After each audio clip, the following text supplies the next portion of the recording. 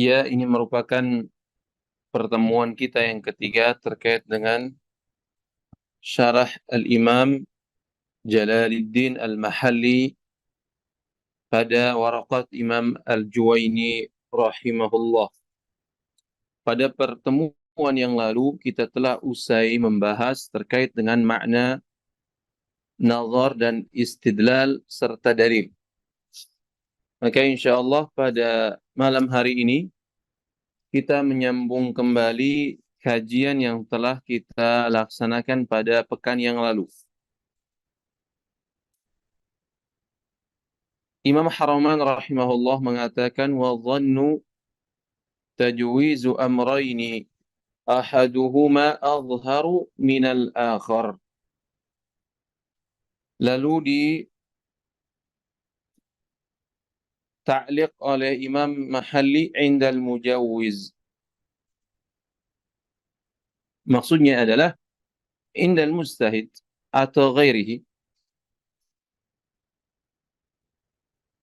Jadi dhann setelah kita membahas terkait dengan ilmu, definisi ilmu, kemudian terkait dengan pembagian ilmu. Namun pembagian ilmu dibagi menjadi dua, daruri dan nadhari. Itu merupakan ilmu yang bersifat hadis. Karena ilmu Allah Subhanahu wa taala itu azali. Jadi ilmu azali itu tidak disifati dengan daruri ataupun dengan nadhari.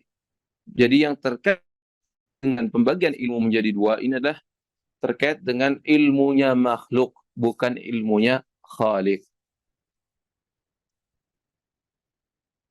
Lalu setelah itu kita juga membahas tentang makna apa itu nazar dan apa itu istidlal dan juga dalil. Lalu Imam Haramain menjelaskan setelahnya terkait dengan apa definisi dhann.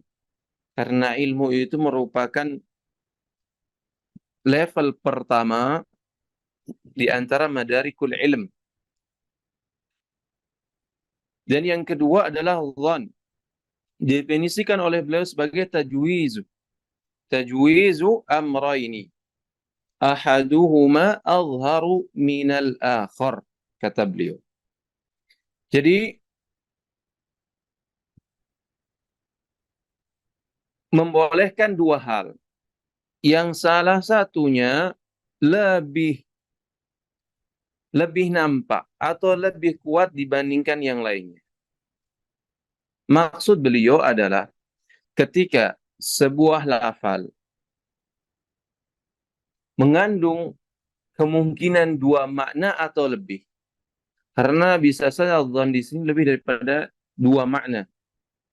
Maka kita melihat definisi yang dikemukakan ini merupakan definisi yang bisa dikatakan tidak jami'. Karena kadang sebuah lafal mengandung kemungkinan dua makna dan bisa saja lebih. Sehingga mungkin wallahu alam yang tepat beliau mengatakan tajwizu amrayni au aktsar. Nah, ditambah menjadi aktsar, ahaduhuma au ahaduha azharu minal akhar. Yang salah satu maknanya itu lebih unggul dibandingkan yang lainnya. Ini terkait dengan dhann. Lalu syak. Setelah beliau menjelaskan tentang syak, setelah menjelaskan tentang dhann, beliau lalu masuk kepada pembahasan yang namanya syak ini. Wasyakku tajwizul amrayni la maziyata li ahadihima 'ala al-akhar 'inda al-mujawwiz. Jadi yang namanya syak kata beliau memungkinkan dua makna, tapi salah satunya tidak lebih unggul daripada yang lainnya.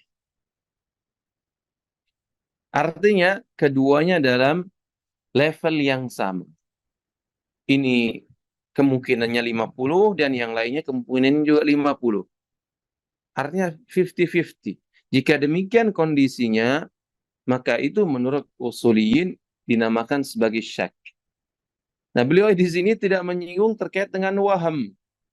Berarti lawan daripada dhon itu sendiri merupakan waham.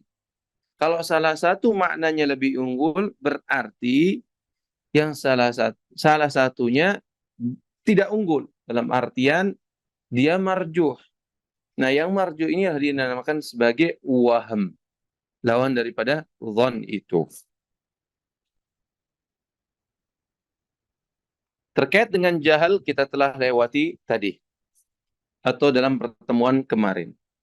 Jadi, maka setelah beliau menjelaskan terkait dengan makna usul fikih dari sisi tarkibi atau dari sisi idhafinya, kemudian beliau ketika berbicara tentang fikih, maka beliau menjelaskan masail-masail yang terkait dengan fikih itu sendiri. Dan juga sebagian daripada muqaddimah ilmu mantiq. Ini terkait dengan madarikul ilm ini, seperti ilm pembagiannya, kemudian jahal, kemudian syak, kemudian dhan dan waham. Ini terkait dengan ilmu kalam. Jadi ini termasuk bagian yang di mana antara ilmu usul fikih dan ilmu kalam ada persamaannya.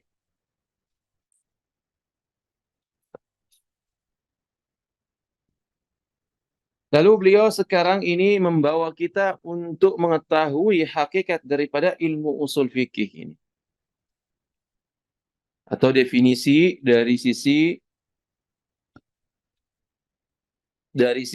laqabinya sebagai sebuah nama atau sebagai sebuah ilmu yang independen.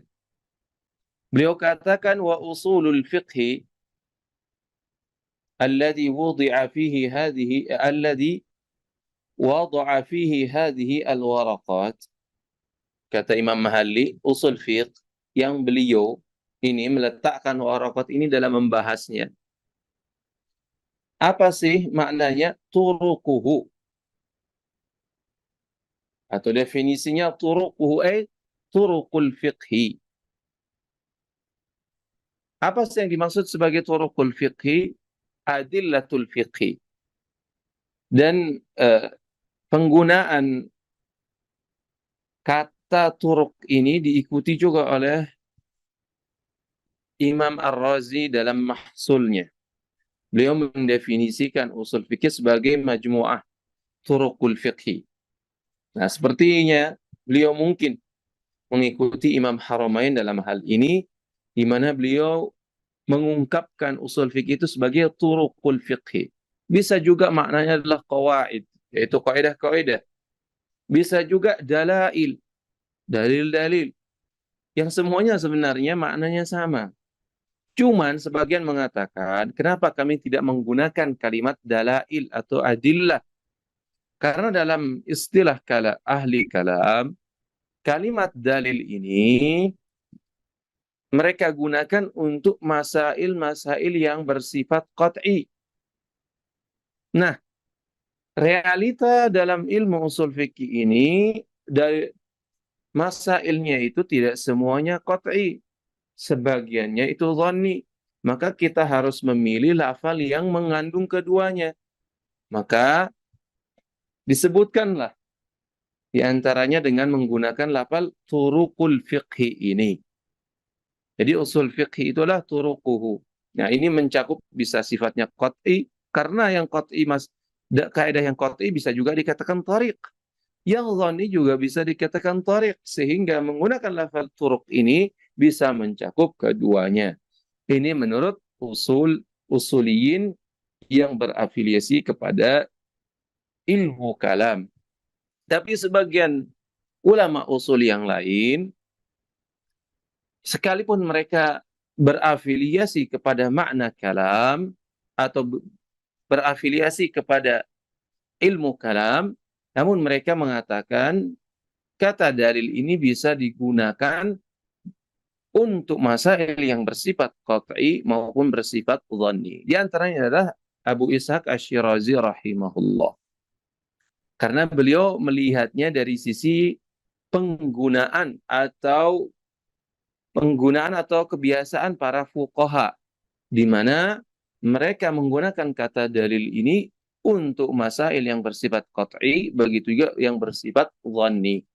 Jadi tidak masalah kalau kita mengatakan, misalkan ketika mendefinisikan usul fikih ini, dalailu dalailul fiqhi atau adillatu al fiqhi.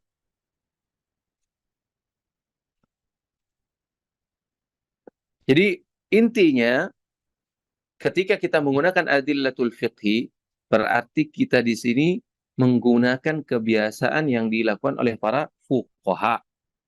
Adapun ketika kita menggunakan turuqul fiqhi ini, mungkin kita ingin menghindari dari definisi yang tadi dipermasalahkan oleh ahli kalam, di mana mereka membedakan antara dalil dan amarah. Dalil untuk masalah yang sifatnya qat'i, sedangkan amarah berlaku untuk dalil yang bersifat dhanni. Baik. Ala sabilil ijmal. Jadi turuqul fiqhi ini sifatnya seperti apa? Sifatnya yaitu yang bersifat universal. Ala sabili al-ijmal. Bersifat universal. Atau bersifat general bisa juga. Seperti apa contohnya? Kamutlaqil amri wan nahyi wa fi'lin nabiyyi wal ijma' sallallahu alaihi wasallam wal ijma'i wal qiyasi wal istishabi min haitsu al bahthu an awwaliha bi annahu lil wujubi والثاني أنه للحرمة والباقي بأنها حجج وغير ذلك مما سيأتي مع ما يتعلق به. Beliau mengatakan, kamu telakil amri. Contohnya yang pertama, jadi mutlaqul amri wan kamu telakin nahi, kata beliau, wa fi'lin nabi. Nah, kamu telakil amri ini min haitsul bahthu an awwaliha, kalau kita mencari sisi yang pertama tadi, dalil yang pertama tadi, bi annahu lil wujub. Jadi mutlaqul amri untuk apa? Lil wujubi. Wan nahyi lil hurmati. Annahu lil hurmati. Wal baqi fi'lun nabi, ijma' wal qiyas wal istishab, ini semua ini adalah hujjah. Nah, ini semuanya menunjukkan kepada makna universal, tidak menunjukkan kepada makna tertentu atau makna yang spesifik. Wa ghairi dzalika mimma sayati ma'a ma yata'allaqu bih. Dan nanti katanya dan seterusnya nanti akan datang atau akan datang masail-masail yang terkait dengannya. Bi khilafi turuqihi ala sabili tafsil. Berarti berbeda dengan turuknya atau dalilnya dalam yang bersifat spesifik. Contoh misalkan. Berarti kalau kita mengatakan ala sabilil ijmal, yakhruju bihi, keluar dari kata ala sabilil ijmal ini adalah yang bersifat apa? Yang bersifat spesifik. Contoh misalkan kata beliau, wa aqimus shalah wa la taqrabuz zina wa salatihi sallallahu alaihi wasallam fil Ka'bah kama akhrajahu Syaikhan Al-Bukhari wa Muslim wal ijma'i ala anna li binti libni as-sudusa ma'a binti as-sulbi haitsu la mu'assiba lahuma wa qiyasil burri ala al-aruzzi fi imtina'i bai'i ba'dihi bi ba'din illa mithlan bi mithlin yadan bi yadin kama rawahu Muslim واستصحاب الطهارة لمن شك في بقائها فليست من أصول الفقه وإن ذكر بعضها في كتبه تمثيلا. Lalu beliau mengatakan, adapun dalil yang terkait wa aqimus shalah. Dalil ini bersifat spesifik, bukan yang menjadi pembahasan atau yang bukan menjadi objek ahli usul. Ini menyebutkan dalil secara spesifik ini merupakan tugas para fuqaha. Jadi kalau kita apa hukumnya salat, maka fuqaha akan membawakan dalil wa aqimu as-shalah. Lalu ahli usul melihat dari dalil ini apa? Dalil ijmalinya. Apa itu dalil ijmalinya? Dia lihat wa aqimus shalah. Oh, wa aqimus shalah ini datang dalam bentuk amr. Wa al-amru lil wujub. Nah, inilah kerjaan ahli usul. Tapi ahli fikih enggak. Dia kerjanya itu dua. Ahli fikih itu kerjanya itu dua. Pertama, dia mencari dalil secara spesifik, kemudian menyimpulkan kaidah dari dalil spesifik tersebut. Contohnya gini, dia mengatakan hukum sholat itu wajib atau hukum zakat itu wajib. Dia akan katakan, dalilnya mana? Qauluhu ta'ala wa aqimus shalah wa atuz zakat. Lalu bagaimana menghubungkan antara hukum tadi, antara dalil dan hukum? Bagaimana? Maka di sini dia harus mengetahui dalil usulinya. Dia katakan wa aqimus shalah, berarti wa aqimus shalah ini datang dalam bentuk amr, fi'il amr, wa mutlaqul amri lil wujub. Berarti wa aqimus shalah ini merupakan, ayat ini menunjukkan kewajiban melaksanakan ibadah salat. Nah, itu kerjaannya seorang yang faqih dalam istilah mutaakhirin ya. Istilah atau istilah mutaqaddimin. Kalau faqih zaman saat ini enggak, dia menghafal apa namanya, mencukupkan dengan menghafal matan, kemudian menukil akwal para ulama terkait dengan masalah tersebut. Jadi dia tidak memiliki peran apapun.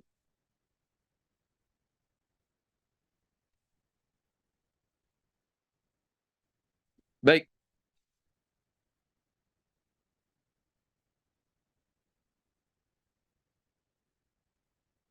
yang selanjutnya belum memberikan contoh. Di antaranya, misalnya wala taqrabu zina, sama juga demikian. Ini dalil secara spesifik. Begitu juga salatnya Nabi Shallallahu Alaihi Wasallam di Ka'bah. Ini juga dalil spesifik. Wal ijma' kepada bahwasanya bintul ibni, ponakan ini. Jadi kalau ada orang meninggal, misalnya meninggal, dia hanya menyisakan bintul ibni dan bint asul, anak kandung dengan ponakan, dengan cucu lah, maaf, dengan cucunya. Jadi cucunya dari pihak laki-laki. Jadi mayit ini punya anak perempuan satu, punya anak laki satu. Cuman anak lakinya lebih dahulu meninggal. Nah, anak lakinya ini punya putri. Nah, bagaimana? Terus di sini anak kandungnya cuma satu, yaitu perempuan. Nah, perempuan ini berapa dapatnya? Yaitu setengah. Kemudian disempurnakan oleh bintul ibni ini, yaitu ponakannya. Putri dari saudara laki-lakinya. Nah, kemudian sisanya kemana? Jadi kan 2/3. Tadi udah setengah, ini tambah 1/6, jadi 2/3. Jadi sisanya kemana? Dikembalikan kepada keduanya. Ini yang dinamakan sebagai ar-rad. Jadi dibagi dengan seperti yang tadi. Sisanya berarti berapa? Nah, itu semua dikembalikan kepada bintul ibni dan bintu as-sulbi. Taib, haitsu la mu'assiba lahuma. Maksudnya, tapi ini katanya bisa terjadi kalau nggak ada mu'assibnya. Jadi apa namanya, asobahnya kalau nggak ada bisa demikian. Kemudian juga waqiyasil burri ala aruz fimtina'i bai'i ba'dihi bi ba'din illa mithlan bi mithlin yadan bi yadin kama rawahu Muslim. Begitu juga ketika mengkiaskan bur dengan aruz. Fimtina'i bai'i ba'dihi bi ba'din. Ini juga masuk dalam kategori dalil tafsili, bukan dalil ijmali. Jadi kalau kita ingin menghukumi bur, amrnya ruz ini tidak boleh. Kalau kita mau apa namanya, mau menukar atau menjual dengan sesama jenisnya, ruz dengan ruz, tidak boleh yang namanya eh, nggak boleh adanya tafadul. Dan yang kedua, harus bersifat kontan. Ketika itu langsung diserahkan. Jadi nggak boleh satu diterima, yang satunya belum diterima, itu nggak boleh. Jadi harus tanpa ada tambahan dari salah satunya. Yang kedua, harus diserahkan secara kontan. Yang disebutkan ya dan biadin. Misalnya mislin ini maksudnya nggak boleh ada tafadul, nggak ada ini lebih sedikit, ini kurang darinya. Itu nggak boleh. Nah ini begitu juga kalau kita istishabut taharah, berdalil dengan dalil istishab dalam kasus orang yang sepertinya lupa, antara ragu-ragu gitu. Apakah saya masih atau enggak? Kemudian dia berdalil istishab pada kasusnya khusus, maka itu dalil tafsili namanya, bukan dalil usuli. Jadi usuli sebelah mananya? Istishab itu hujah, nah itu usuli punya kerjaan. Tapi kalau sudah tanzil kepada kasus tertentu, itu sudah kerjanya faqih. Tapi beliau mengatakan wa in dzukira ba'dhuha fi kutubihi tamtsilan. Baik, kita kadang sering lihat nih, banyak kadang usuliyin menyebutkan beberapa contoh terkait dengan dalil-dalil yang sifat tafsili ini. Misalkan contoh kias diberikan contohnya, istishab diberikan contohnya. Nah, berarti kerjaan usuli dong ini juga katanya. Enggak, beliau katakan.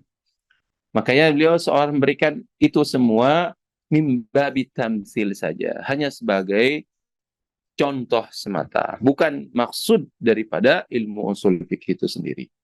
Jadi agar memberikan gambaran kepada kita bagaimana sih penggunaan dalil yang sifatnya ijmali ini. Lalu beliau mengatakan wa kaifiyatu al-istidlali biha. Sebenarnya yang betul, iya betul. Wa kaifiyatul istidlali biha ay bi turuqil fiqhi min haitsu tafsiluha inda ta'arudiha likauniha dhanniyah. Lalu beliau mengatakan yang namanya turuqul fiqhi ini ala sabilil ijmal, begitu juga terkait dengan kaifiyatul istidlali biha, tata cara beristidlal dengan turukil fikih ini atau kaidah-kaidah fikih ini. Kapan? Ketika terjadi kontradiksi. Ketika kita melihat sebuah hukum, ternyata terjadi kontradiksi nih. Ada yang menarik ke dalil ini, ada yang menarik ini umum katanya, ini yang adanya khusus. Baik, berarti ada dua kontradiksi dalil di sini. Dalil umum dan dalil khusus. Bagaimana sikap yang harus saya ambil? Itu berarti bisa mungkin kita katakan berdasarkan dalil jumhur. Mereka katakan idza ta'arada bainal 'ami wal khas humila al-'am 'ala al-khas katanya. Atau kalau memang nggak bisa, maka al-khas yaqdi 'ala al-'am. Nah, inilah yang dinamakan sebagai kaifiyatul istidlali biha.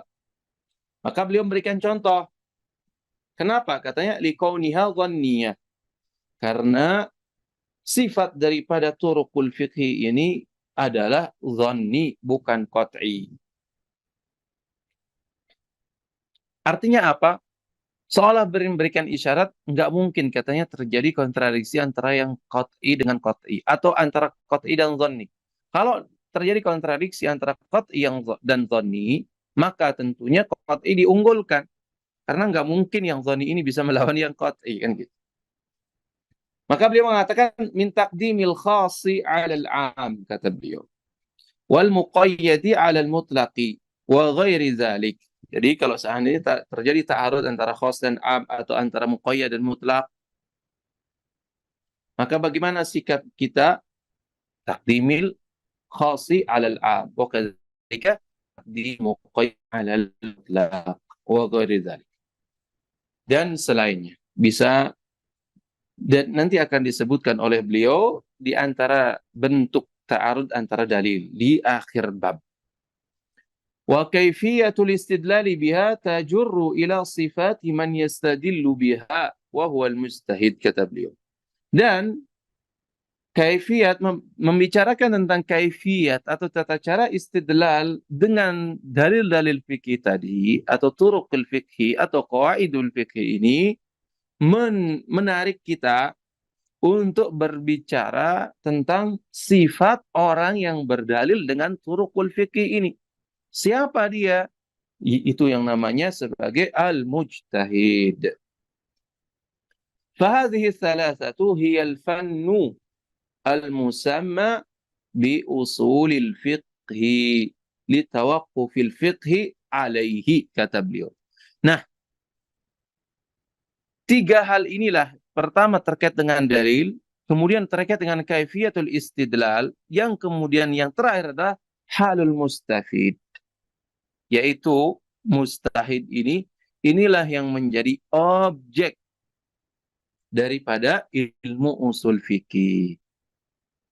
Kenapa? Litawaqqufil fiqhi alaihi.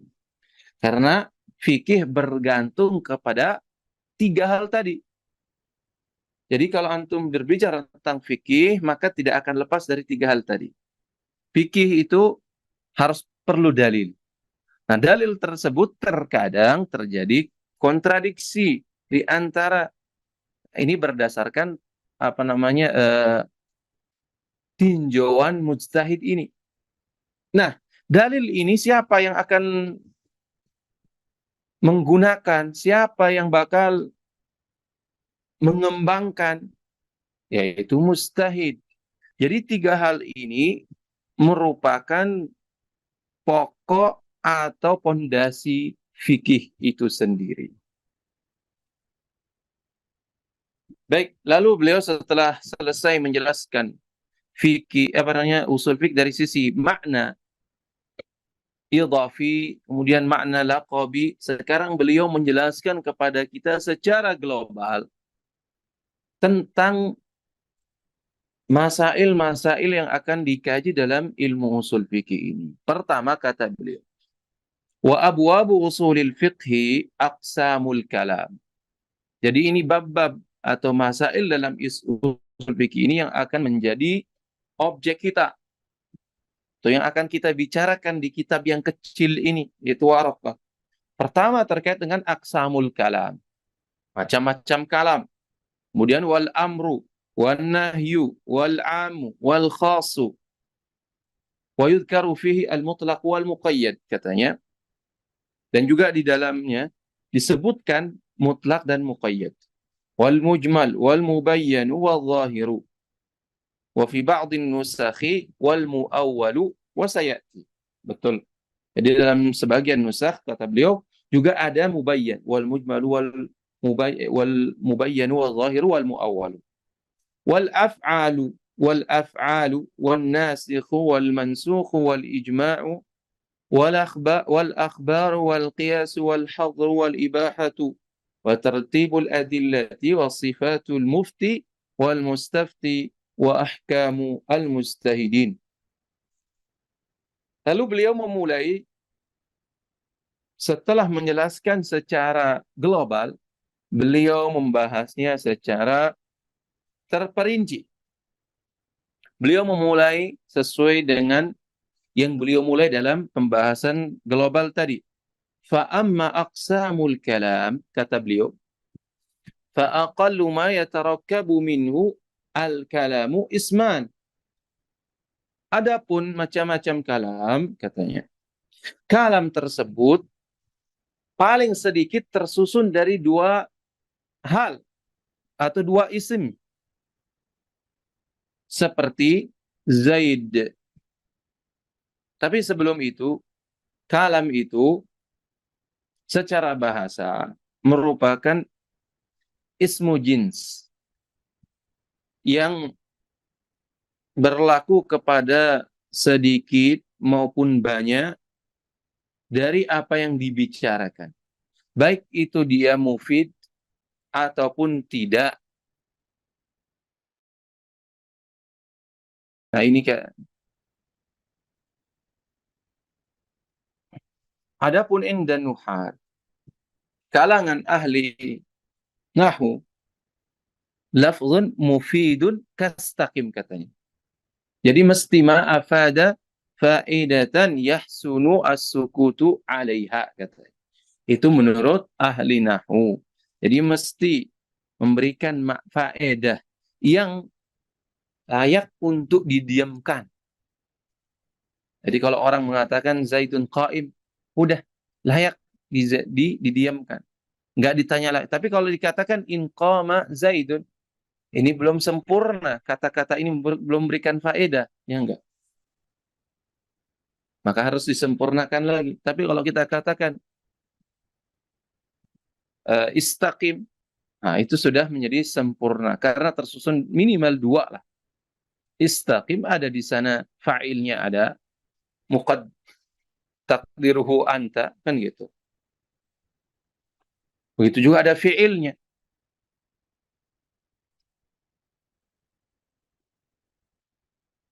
Baik kata beliau, faqallu ma yatarakkabu minhul kalamu isman. Nahwu Zaidun qa'im. Zaid ism. Qa'im juga ism. Awismun wa fi'lun. Atau minimal katanya terdiri pada isim atau fi'il. Seperti qama Zaidun. Ini fa'ilnya zahir. Kalau kita katakan qom, fi'il apa namanya fa'ilnya mudmar. Au fi'lun wa harf. Katanya mungkin tersusun dari fi'il dan harf. Contohnya maqama Zaidun. Ini ghair mustaqim. Pada hakikatnya maqama Zaidun, ma itu sekalipun dikatakan harf di sini harf nafi, tapi qama di sini ada fi'ilnya, ada fa'ilnya. Jadi ada isimnya juga. Berarti pada hakikatnya terdiri daripada tiga rangkaian. Fi'il, isim, dan harf.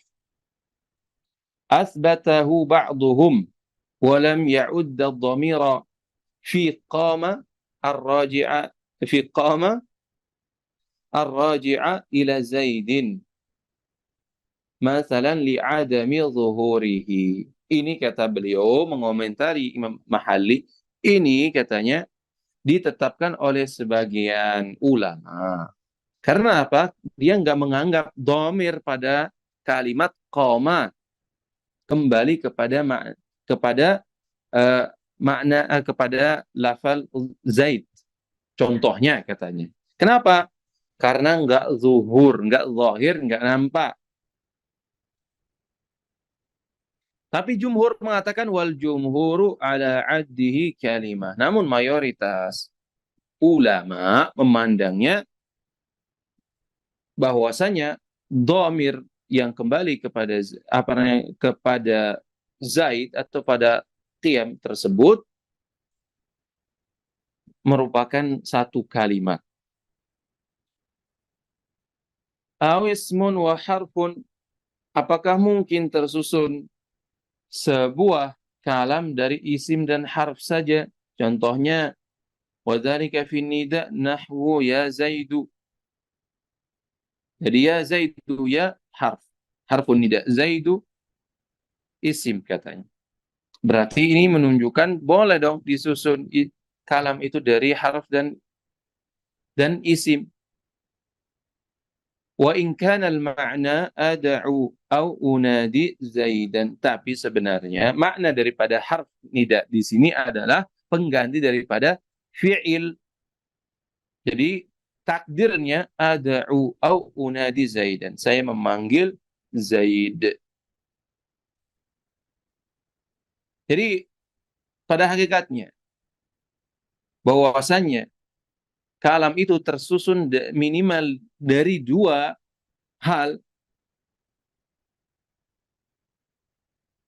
dari isim dan harf merupakan pendapat yang lemah. Wallahu a'lam.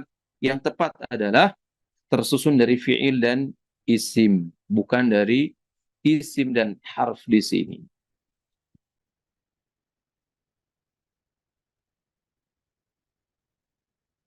Jadi pada ringkasnya, Kalam itu mungkin tersusun dari beberapa jenis. Pertama, terdiri daripada dua isim, jadi isim-isim, atau terdiri dari fiil dan isim, atau terdiri daripada fiil dan dua isim, atau katanya satu fiil terdiri daripada tiga isim, atau fiil dan empat isim, atau dua jumlah. Dua jumlah contohnya seperti syarat dan in ji'ta ji'tuka. Ini. Atau misalkan bisa juga dalam bentuk qasam. Uqsimu billah la fulan mujtahidun misalkan. Nah, ini juga bisa. Jadi terdiri dari dua jumlah. Wallahu a'lam bishawab. Baik, lalu beliau membagi kalam sekarang. Wal kalamu yanqasimu ila amrin wa nahyin. Kata beliau, nahwu qum wa la taq'ud. Contohnya amr qum. Contohnya nahi wa la taq'ud. Begitu juga terbagi menjadi khabar. Contohnya ja'a Zaidun. Wastighbarin, kata beliau. Di antara kalam juga terbagi menjadi istighbar. Wahwal istifham, yaitu istifham. Seperti nahwu hal qama Zaidun. Nah, ini istifham, fayuqal na'am aw la. Wa yanqasimu al-kalamu aidan ila tamannin. Nahwu laita asy-syababa ya'udu yawman. Wa 'ardin. Katanya beliau, begitu juga kalam terbagi menjadi ard. Nahwu ala tanzilu indana, ala tanzilu. Jadi ard ini seperti mempersilahkan, menawarkan pada orang. Ala tanzilu indana, mau nggak silah, ayo singgah ke tempat kami, seperti itu. Wa qasamin, kata beliau juga di antara bagian kalam menurut Imam Haramain, wa qasam nahu wallahi la af'alanna kada. Saya akan melakukan itu.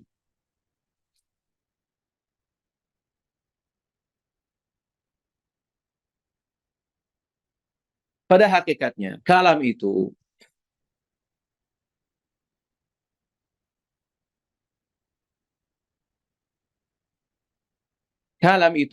terbagi berdasarkan madlulnya itu menjadi dua sebenarnya.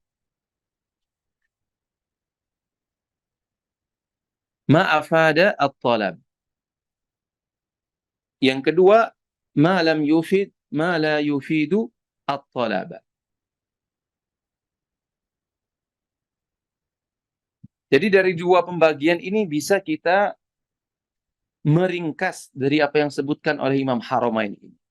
Jadi kalam, kalau kita lihat dari sudut pandang madlulnya, itu maknanya, mungkin dibagi untuk menjadi dua. Ma yufidu at-talab, memberikan makna talab, yaitu permintaan. Ma la yufidu at-talab. Nah, ma yufidu at-talab ini tidak lepas dari dua kondisi. Yaitu pertama, matlubul fi'li wa matlubu at-tarki. Awil i'lam, katanya. Atau enggak lepas dari tiga kondisi. Matlubul fi'l, matlubu at-tark, wa matlubu al-i'lam. Maksudnya al-istifham, al-istikhbar. Itu kan seperti meminta. Nah itu. Hal qama Zaid. Nah, dia meminta untuk dijawab. Gitu. Ini yang dinamakan i'lam atau istikhbar. Ini jenis yang pertama. Jadi jenis yang pertama ketika kita katakan bahwa kalam dibagi menjadi dua pada secara global, ma yufidut talab itu terdiri daripada tiga hal. Pertama, amr, nahi, dan istikhbar atau istifham atau i'lam, terserah antum sebut sebagai apa. Yang kedua, bagian yang kedua, la yufidut talab, tidak menunjukkan kepada makna at-talab. Nah, yang kedua ini dia itu mengandung kedua kondisi. yahtamilu sidqa wal kadhib aw la yahtamil sidqa wal kadhib. Jadi mungkin mengandung makna sidq, jujur atau dusta, atau tidak mengandung keduanya. Nah, yang mungkin masuk yahtamilu sidqa wal kadhib adalah khabar. Sedangkan la yahtamilu sidqa wal kadhib inilah yang dinamakan sebagai insya. Jadi yahtamilu sidqa wal kadhib ini dinamakan sebagai khabar, yang tidak mengandung sidq wala kadhib ini yang dinamakan sebagai insya karena belum terjadi. Contohnya apa? Nah, ini Imam Haramain menyebutkan. Contohnya adalah tamanni. Contohnya adalah ard tadi. Contohnya adalah qasam tadi yang kita sebutkan.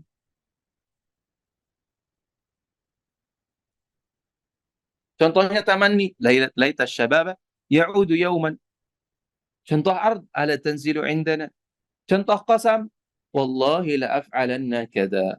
Ini dalam ilmu balaghah sebenarnya bisa antum dapatkan banyak sekali ini contohnya. Seperti nida juga. Ya Zaid misalkan. Dan seterusnya. Wallahu a'lam. Tayyib. Ini yang pertama. Yaitu bi'tibar madlul. Kemudian yang kedua bi'tibar isti'malihi.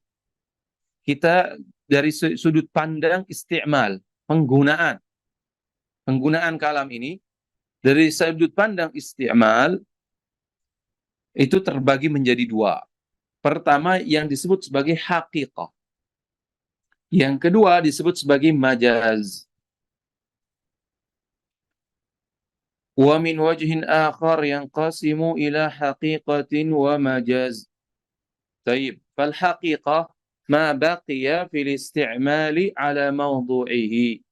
Kata beliau, ma baqiya. Jadi lafaz yang bertahan pada penggunaannya ala mawdu'ihi, berdasar makna aslinya. Itu namanya mawdu' di sini. Diambil dari kata al-wad'u.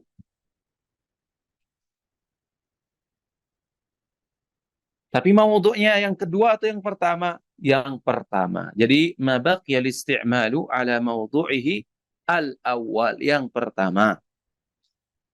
Ini yang dinamakan sebagai haqiqah. Haqiqah ini dalam bahasa itu diambil dari kata haqqa asy-syai'a, atau bisa juga ahaqqa asy-syai',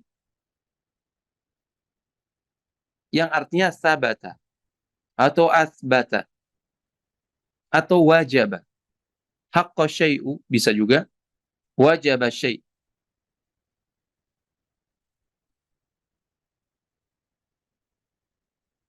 Nah, makna haqiqah berarti di sini adalah as-sabit, al-musbat, al-wajib. Itu makna haqiqah dalam bahasa. Adapun dalam istilah seperti yang disebutkan oleh Imam Haramain baru saja, bahwasanya dia adalah ma baqiya fi isti'mali lafaz, yang masih bertahan pada penggunaan berdasar makna awalnya. Waqila, ini istilah yang kedua kata beliau, mastu'mila fi mastuliha alaihi minal mukhatabah. Jadi lafaz yang digunakan berdasarkan istilah atau istilah yang dalam bercakap. Jadi lafaz yang digunakan berdasarkan istilah di dalam percakapan. Definisi yang kedua ini lebih umum daripada definisi yang pertama. Kalau definisi yang pertama ini, beliau mendefinisikan yang namanya hakikat itu terbatas kepada hakikat lugawiyah saja. Tetapi definisi yang kedua ini mencakup definisi yang pertama, yaitu terkait dengan hakikat lugawiyah, begitu juga masuk di dalamnya hakikat syar'iyah dan juga hakikat urfiyah. Jadi ketika dia digunakan oleh syari', maka dia berubah menjadi haqiqah syariah. Ketika digunakan oleh urf am, maknanya lafal tertentu kemudian digunakan oleh urf am pada makna tertentu, itu menjadi haqiqah urfiyah. Taib wa illam yabqa ala mawdu'ihi, kata. Sekalipun tidak bertahan atau tidak bertahan pada makna asli pertama. Contohnya, kas-salati fil hay'ati al-makhsusah.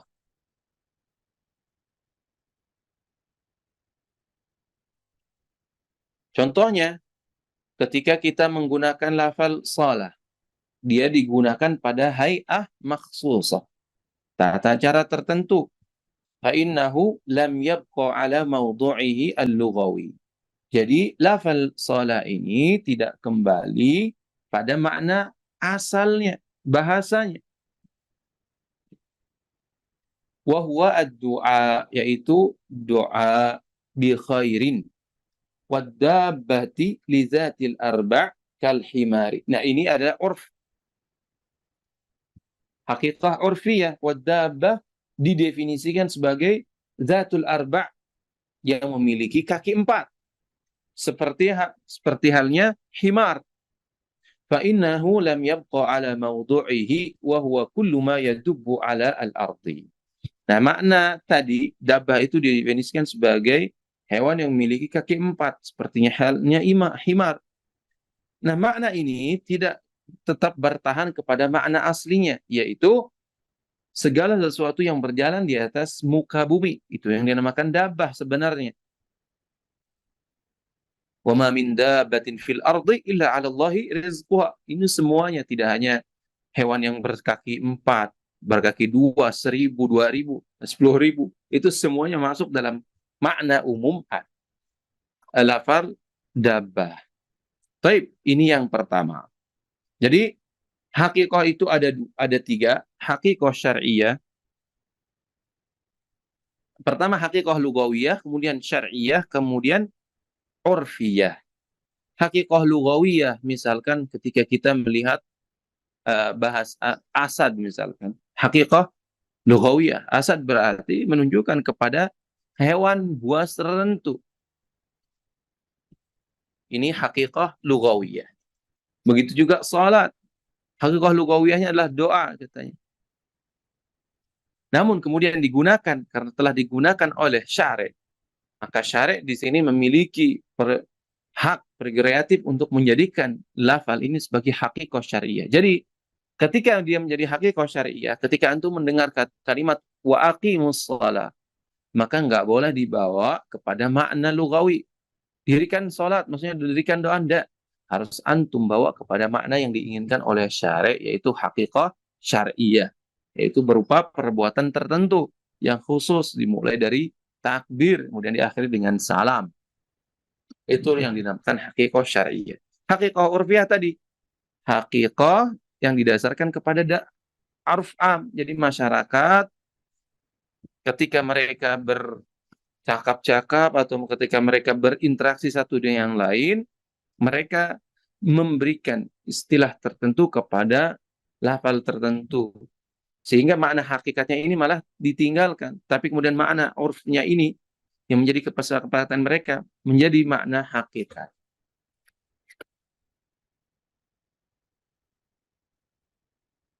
Taib yang selanjutnya adalah majaz. Majaz ma tujuwiza ay tu'uddiya bihi an mawdu'ihi. Jadi majaz ini diambil dari kata jaza ya juz, yang artinya abaroh. Ya'buru uburan.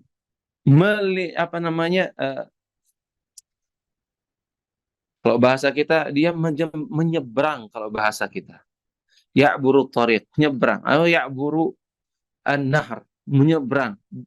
Nah, lafal menyeberang ini melazimkan dua hal. Melazimkan apa?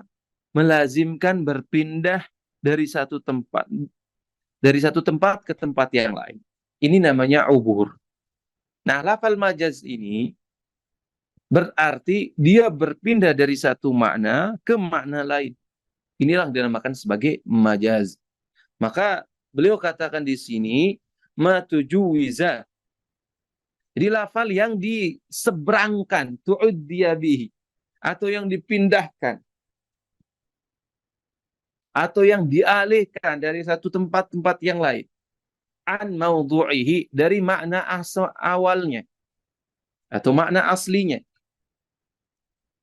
Hadza 'ala al-ma'na al-awwali lil haqiqah. Jadi definisi ini katanya cocok kepada makna untuk makna awal untuk definisi haqiqah yang tadi kita sebutkan. Ma baqiya fil isti'mal 'ala maudhu'ihi. Jadi definisi ini cocok untuk definisi makna hakikat yang pertama tadi. Tapi kalau kita ingin mendefinisikan lafal majaz ini dengan yang lebih luas lagi, seperti definisi yang kedua, yaitu mastu'mila fi mastuliha alaihi minal mukhatabah, maka kita katakan huwa mastu'mila fi ghairi mastuliha alaihi minal mukhatabah. Kata beliau, jadi lafal yang digunakan pada lafal yang tidak dijadikan istilah ketika mereka melakukan percakapan.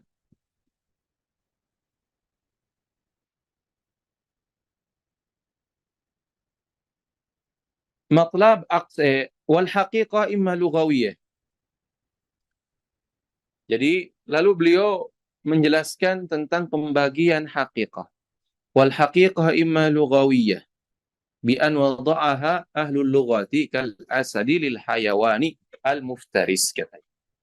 Contoh seperti asad bagi hewan yang hewan buas berta. Wa imma syar'iyyah bi an wada'aha syari'. Jadi yang menjadi pelopornya di sini adalah syari'. Kalau lughawiyah yang menjadi pelopornya adalah ahli lughah, yaitu bangsa Arab. As-salati lil ibadatil makhsusah. Ini bagi hakikat syariah. Wa imma urfiyah bi an wada'aha ahlul urfil 'am. Jadi ahlul urf am ini yang mereka yang meletakkan makna lafal seperti halnya kadabah li dzatil arba' al-ma'ruf inda nuhat.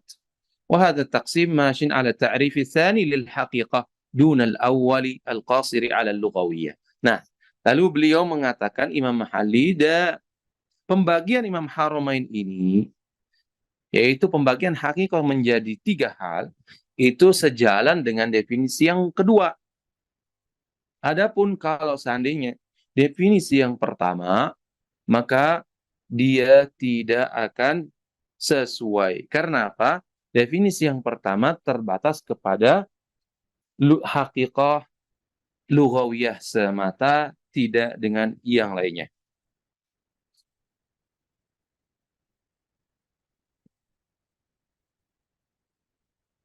Baik, setelah beliau membagi hakikat, beliau lalu membagi majaz. Tapi tentunya beliau tidak menyebutkan seluruh jenis majaz. Karena sebagai mubtadi setidaknya kita tahu. Kalau kita ingin tahu pembagian majaz secara lebih detail, bisa kita membaca kitab Balaghah. Nah, di sana akan dijelaskan macam-macam majaz yang jumlahnya belasan, bahkan sebagian ada yang menyampaikan sampai puluhan. Baik. Beliau mengatakan wal majazu imma an yakuna bi ziyadatin aw nuqsanin aw naqlin aw isti'arah. Jadi beliau menyebutkan majaz ini nggak lepas dari 4 kondisi. Kadang dengan tambahan huruf atau kurang huruf, atau kurang di sini bisa juga isimnya nggak ada atau hurufnya juga, au naql atau isti'arah. Contoh yang pertama, majaz dengan ziyadah, tambahan huruf. Laisa kamitslihi syai'. Fal kaf katanya zaidah. Wa illa fahiya bima'na mithl. Fayakunu lahu ta'ala mithlun wa huwa muhal. Wal qasdu bihadzal kalam nafyuhu. Jadi kata beliau, nggak mungkin katanya Allah Subhanahu wa taala memiliki misal, yaitu yang sebanding, dan itu mustahil. Dan dalam tujuan daripada laisa kamitslihi syai' adalah nafi. Kalam itu juga tujuannya nafi. Karena kalau seandainya kita bawa kepada makna zahir, laisa kamitsli, berarti maknanya laisa mithlu mithlihi. Berarti yang ada itu mithlihi. Kalau mithlu mithlihi itu enggak ada. Ini zahirnya. Tapi kalau mithluhu berarti ada. Ini mafhumnya.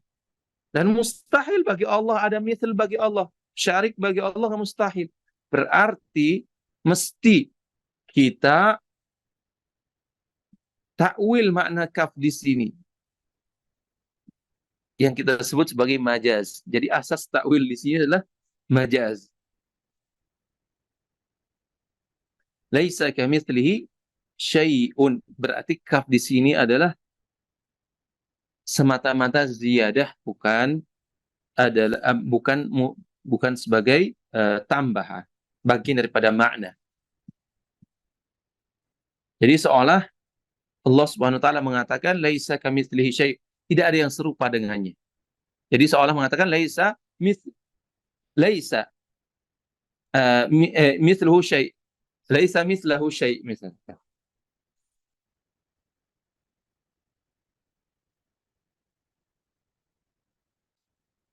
Kemudian yang kedua, wal majazu bin nuqsani mithlu qawlihi ta'ala was'alil qaryah.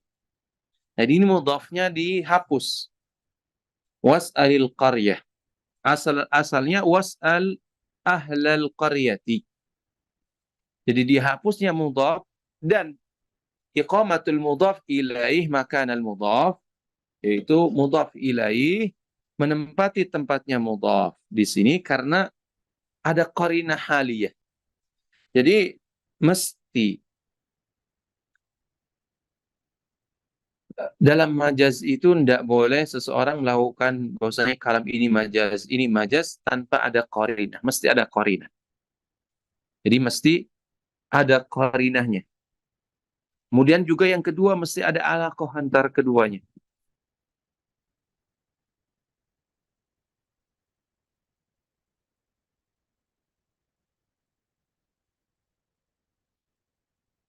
Ay ahlal qaryati. Wa qarraba sidqa ta'rifil majazi ala ma dzukir بأنه استعمل نفي مثل المثل في نفي المثل وسؤال القرية في سؤال أهلها.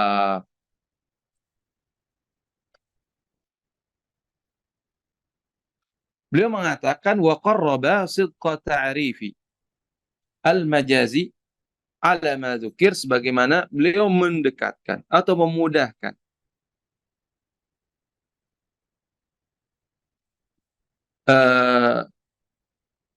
definisi majaz ini sebagaimana telah disebutkan, bahwa dia menggunakan nafya mithlil mithli fi nafyil mithli. Penggunaan menafikan nafyal mithli ini katanya fi nafyil mithli. Wa su'al al-qaryah fi su'ali ahliha.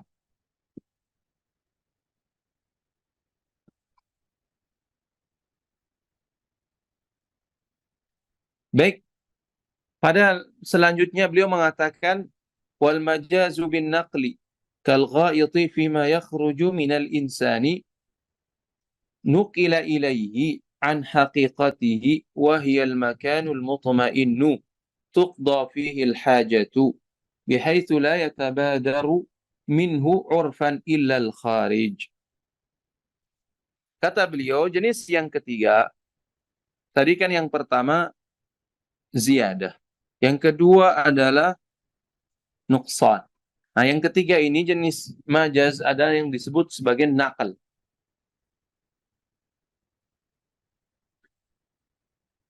Lafal ghaid ini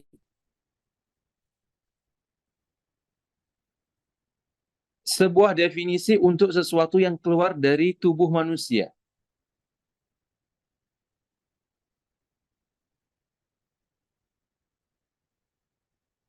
Jadi lafal ghaid ini kemudian sebenar makna aslinya adalah al-makanul mutmain tuqda fihi al-hajah. Maaf, astagfirullahaladzim. Iya, maaf. Betul. Jadi ghaid ini, kalau orang mendengarkan lafal ghaid ini, maknanya kan fima yakhruju minal insan. Jadi sesuatu yang keluar dari insan. Jadi dinukil kepada makna sesuatu yang keluar dari insan dari hakikat makna aslinya, yaitu al-makanul mutmainnu tuqda fihi al-hajah. Jadi tempat yang aman lah, yang apa namanya digunakan untuk buang air hajat di sana. Ini makna aslinya, yaitu tempat yang mutmain, yang nyaman gitu, yang untuk buang air hajat. Lalu makna ini dipindah kepada makna sesuatu yang keluar dari tubuh manusia.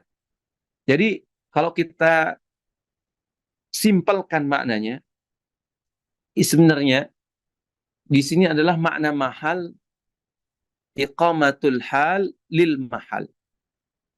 Jadi makna hal ini, sesuatu yang keluar dari tubuh manusia ini menempati mahal, makna yang tempat itu sendiri, makna mahal itu sendiri. Dan ini adalah salah satu bentuk jenis majaz. Itlaqul hal alal mahal. Kalau mudahnya kita katakan itlaqul hal alal mahal, yaitu menyebutkan sesuatu hal pada mahal, yaitu tempat. Ini hal ini sesuatu yang atau yang yang jatuh atau menempati tempat tersebut. Ini namanya hal. Ini salah satu bentuk majaz. Bihaitsu la yatabadaru minhu 'urfan illa al-kharij. Jadi menurut urf, kalau lafal tersebut disebutkan, maka tidak terlintas dalam pikiran mereka kecuali sesuatu yang keluar. Padahal aslinya adalah mahal, yaitu tempat.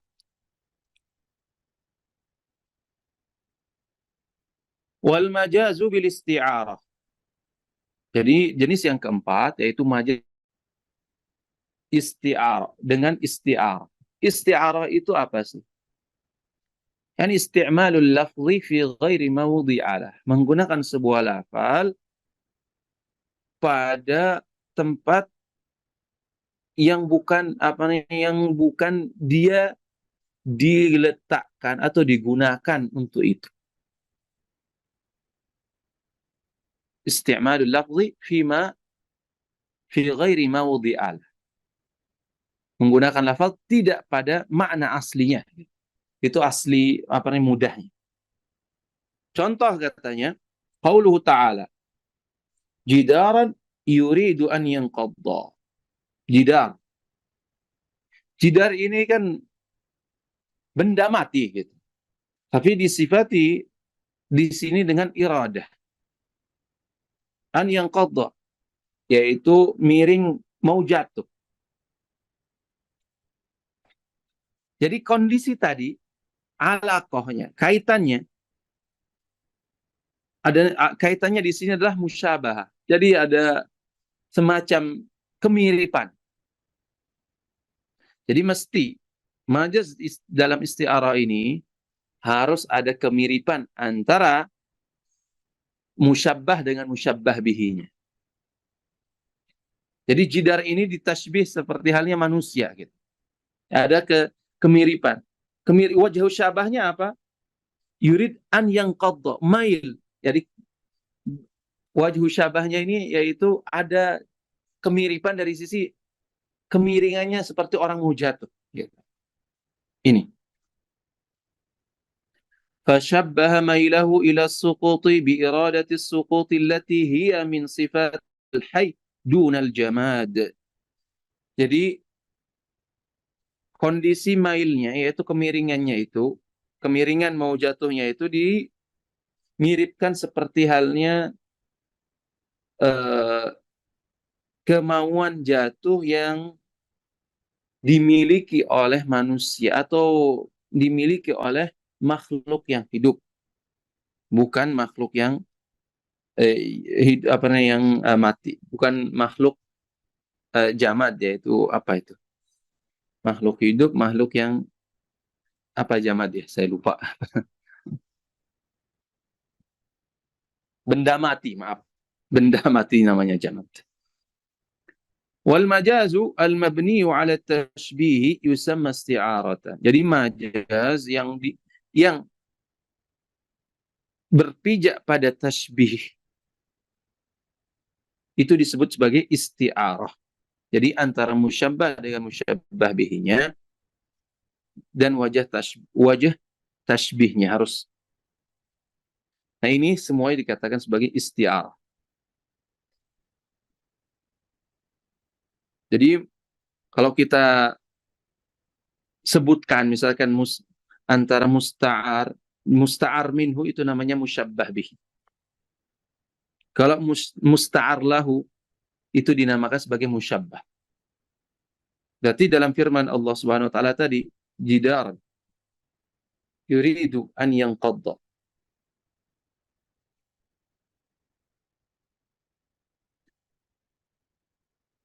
Wa musta'ar itu lafalnya, lafal al-manqul yang dipindah itu namanya musta'ar.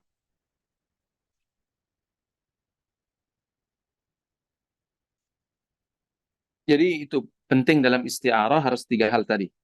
Musta'ar minhu, musta'ar lahu, dan musta'ar.